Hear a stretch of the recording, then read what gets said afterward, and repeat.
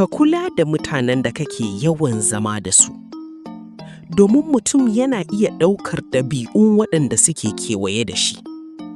Idan kana tare da masu ƙoƙari, za ka iya sha'awar ƙoƙari. Idan kana tare da masu koyo, za ka iya ƙara son ilimi. Idan kana tare da masu zaman banza, kai ma za ka iya fara ɓata lokacinka. Ba yana nufin ka ƙi mutane ba, a'a, amma ka san tasirin mu'amala. Ka zaɓi mutanen da suke tunasar da kai abin da kake son zama. Mutanen da suke gyara maka kuskure cikin hikima. Mutanen da suke ƙarfafa ka yi abin da ya dace. Ka kula da mutanen da ke kewaye da kai. Idan kana son ci gaba, ka kasance kusa da mutanen da suke ƙara maka ƙarfi da ilimi. Idan bidiyo ya burge ka, ka yi follow da sharing.